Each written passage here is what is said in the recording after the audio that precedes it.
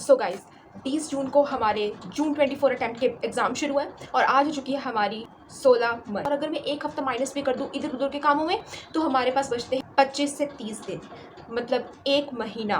तो इस एक महीने में हम सीए फाउंडेशन हमारे बिल्कुल आने वाले अटैम्प्ट की तैयारी कैसे करेंगे ये आज मैं आपको इस वीडियो में बताऊंगी। और अगर आप पूछ रहे हो दीदी सबसे बड़ी स्ट्रैटेजी की आपकी जो ट्रिक है वो क्या है, तुमने अब अपने फ्रेंड से बिल्कुल बात नहीं करनी। भाई बहन सखी सहेली सहेला तुम्हारा कितना हो चुका है सिलेबस खत्म, वो भाई तो रिवीजन पे आ चुका है, मैंने तो अभी तक कुछ शुरू नहीं किया। Cut out your all friends, literally एक महीने के लिए कट कर दो। एक महीने के लिए अपने सहेली सहेलियों को कट कर दोगे तो वो कहीं जाने वाले नहीं हैं अगर वो तुम्हें लिटरली समझते होंगे। और अगर वो चले जाते हैं तो वो तुम्हारे रियल फ्रेंड्स है ही नहीं, इस चीज़ को समझ लेना। तो तुमने भी अपनी पढ़ाई उनके साथ डिस्कस नहीं करनी है। You have to thrive alone, you have to thrive alone. Second और बिल्कुल मेन पॉइंट्स पे आते हैं हम। सबसे पहली बात, मैं यहाँ पे बच्चों को 3 कैटेगरीज में डिवाइड करूँगी। जो बच्चे जिन्होंने अपना सब कुछ कंप्लीट कर लिया, अभी वो रिवीजन के मोड पे है, वो रिवीजन किस तरीके से करेंगे। जिन बच्चों ने थोड़े बहुत चैप्टर्स पढ़े हैं एंड कुछ चैप्टर्स अभी तक उनके पेंडिंग है, वो कैसे करेंगे। और जिन बच्चों ने अभी कुछ खास शुरुआत नहीं की है, सबसे पहले जो बच्चों को मैं कैटेगरी में लेकर आती हूँ, जिन बच्चों की रिवीजन शुरू है। देखो, आप अपने रिवीजन को कंटिन्यू रखो और आपको रिवीजन की एक बहुत अच्छी मैं स्ट्रैटेजी बताऊँ क्या है। तो समझो आपके पास 2 वीक्स हैं, ये मैं अभी फर्स्ट कैटेगरी के बच्चों से बात कर रही हूँ। एंड अभी आप अपने फर्स्ट वीक में 2 सब्जेक्ट्स को प्रिपेयर कर रहे हो और अगले वीक में आपने सोचा मैं जल्दी जल्दी बाकी दोनों सब्जेक्ट्स, मेरे मैथ्स है और इकोनॉमिक्स है, आपने जो कॉम्बो पकड़ाओ, ठीक है, मैं उसको खत्म कर दूंगा। तो देखो, पहले आप असेंडिंग ऑर्डर में समझो आप चैप्टर कर रहे हो, ठीक है, असेंडिंग ऑर्डर में चैप्टर कर रहे हो। आपको जो अगला सेशन आता है, आपका जो तीसरा वीक है और चौथा वीक है, ठीक है, क्योंकि आपके पास रिवीजन का टाइम है तो आप मंथ पूरा रिवाइज करोगे ना, तो आपको डिसेंडिंग ऑर्डर पे जाना है, आपको डिसेंडिंग ऑर्डर में चलना है अपने चैप्टर्स को लेकर। ये बहुत अच्छी ट्रिक है and this is a very useful trick जो हमारे दिमाग के सेल्स को स्ट्रॉन्ग बनाती है। एंड किसी को अगर मेमोराइजेशन की प्रॉब्लम भी है, वो भी अपने ब्रेन को इस तरीके के साथ प्रोग्राम कर सकता है। पहले असेंडिंग ऑर्डर्स में चैप्टर करना, फिर डिसेंडिंग ऑर्डर्स में उन्हें लेके चलना। ओके, तो अपने रिवीजन को आप कंटिन्यू रखें, जिस पेस पे चल रहे हैं उन्हें करिए। और अगर आपको लग रहा है कि मेरे से ना ये वाले जो चैप्टर्स हैं, मेरे से मैंने छोटे मोटे चैप्टर्स छोड़ दिए हैं, तो आप उन्हें अभी पकड़ के मत बैठ जाना। एंड अगर छोटे मोटे चैप्टर्स तो बिल्कुल भी पकड़ के मत बैठना। आप जहाँ पर अभी स्टैंड कर रहे हो, बस अगर आपके पास इतना कॉन्फिडेंस है कि मैं इतने चैप्टर्स जो कर रहा हूँ आराम से पास हो जाऊँगा, तो आप उससे अपनी कॉन्टिन्यूटी रिवीजन में रखिए। अब मैं बात करती हूँ सेकंड कैटेगरी के बच्चों की, जिन बच्चों का थोड़ा बहुत सिलेबस हुआ है, सिर्फ थोड़ा बहुत सिलेबस हुआ है। सबसे पहले ये बच्चे इंश्योर करें कि उन्होंने वो थोड़े बहुत सिलेबस में हाई वेटेज रखने वाले चैप्टर्स को कंप्लीट कर लिया हो।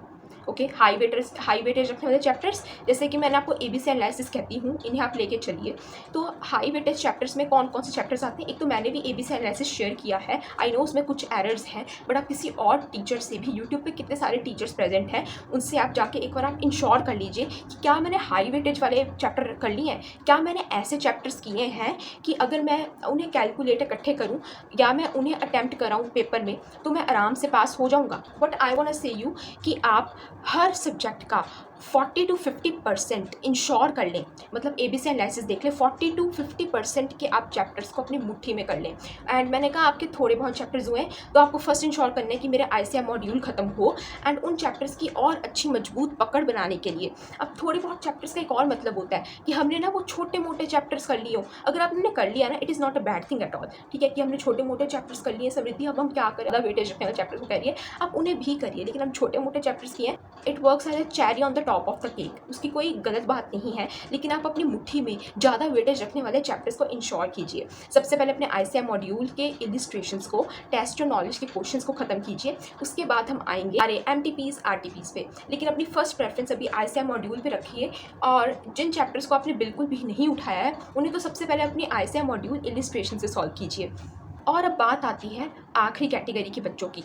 आखिरी कैटेगरी के बच्चे जिनका हाल मेरी तरह है इस आखिरी महीने में, सबसे पहले काम डाउन, लंबी सांस भरो और मेरी बातों को ध्यान से सुनो।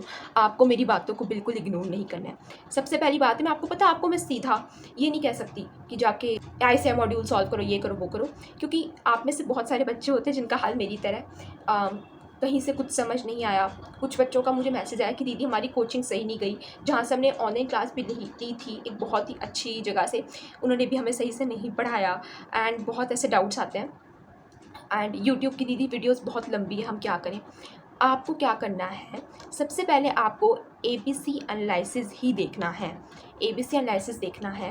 एंड आपको किस सीक्वेंस पे करना है, कैटेगरी ए के चैप्टर्स पहले, कैटेगरी बी के बाद में, बस कैटेगरी ए बी को आप पहले इंश्योर कर लो, बस मैंने कैटेगरी सी पे नहीं जाना, अपने आप से पहले वादा करो। सबसे पहले मैं कैटेगरी ए और कैटेगरी बी को देखूंगा।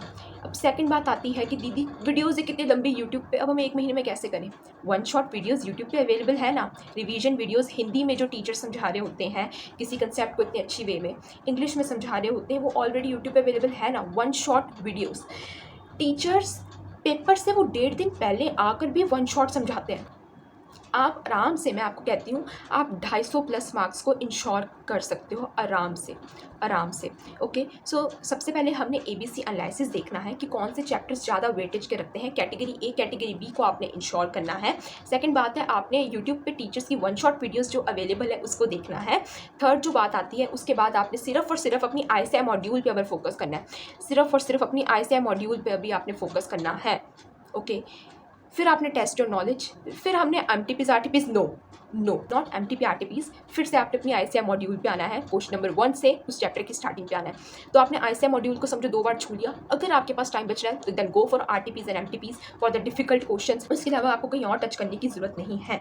लेकिन मेन चीज़ होती है कि आपकी कंसेप्ट क्लैरिटी हो, जो कि आपको यूट्यूब पे जो वन शॉट वीडियोस प्रेजेंट है उसमें से भी मिल जाएगी। ओके, सो हमारे पास अब 1 महीना बचा। मैं आखिरी कैटेगरी के बच्चों से बात कर रही हूँ एंड सेकंड कैटेगरी के बच्चों से भी, कि इस 1 महीने में हमें अब वीडियोस भी लेक्चर्स भी कंप्लीट करने हैं, हमें क्वेश्चंस भी सॉल्व करने हैं। आप हमें एक टाइम लिमिट तो दे दो, आप हमें एक लिमिट तो दे दो टाइम की। समझो आपके पास ये 30 डेज़ है, ठीक है, 30 डेज़ बचे आपके पास। तो आपको, आज है हमारी 15 या 16 तारीख, ओके, मैं 15 तारीख को इसको रिकॉर्ड कर रही हूँ, 16 तारीख को मे भी ये पोस्ट करूँगी मैं।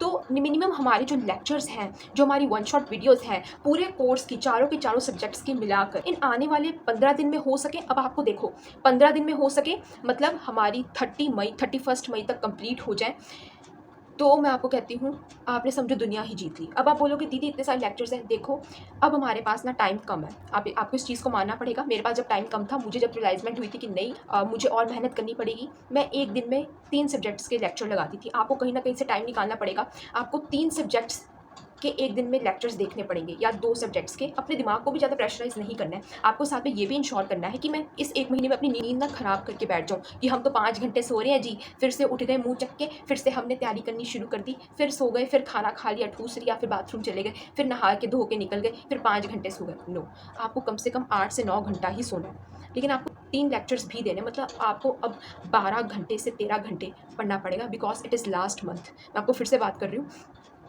आपको जो भी ओवर थिंकिंग हो रही है, जो भी ये 1 महीने के बाद भी हो जाएगी, अपने दिमाग को ये सिखाओ भाई मैं कल सोच लूँगा, मैं ये वाली बात कल सोच लूँगा। जो बाकी आपको बाकी जो सारी बातें आती दिमाग में, भाई कल का टाइम है, कल करके आप अपने बाकी थॉट्स को अभी आप टालते जाओ और अभी आप सिर्फ और सिर्फ अपने CA फाउंडेशन पर फोकस कीजिए। तो देखो आपको मैं बोल रही हूँ कि आपको 31 मई तक अपना सारी वीडियो लेक्चर्स को कंप्लीट करना है मिनिमम, और ज़्यादा से ज़्यादा 5 जून तक, उससे ज़्यादा नहीं बढ़ना है। उसके बाद जैसे कि मैंने आपको कहा, अपने ICI मॉड्यूल को ही आप सॉल्व अपनी फर्स्ट प्रायोरिटी रखना। उसके बाद फिर से एक और बार हमने ICI मॉड्यूल पे आना है एंड दोबारा फिर हमने RTPs MTPs पर, अगर हमारे पास टाइम बचता है तो हमने जाना है और हमने काम डाउन सिचुएशन में रहना है। अपनी स्ट्रैटेजी किसी और के साथ शेयर नहीं करनी है और उनकी स्ट्रैटेजी खुद नहीं लेनी है। और लास्ट आपको एक स्ट्रैटेजी की टिप बताऊँ, किसी को मत बताना, ये बात तुम्हारे मेरे में रहनी चाहिए। इस वीडियो को बंद करो एंड जाके पढ़ने बैठो। यस, इससे वादा करो कि ये तुम्हारी आखिरी स्ट्रैटेजी की वीडियो होनी चाहिए।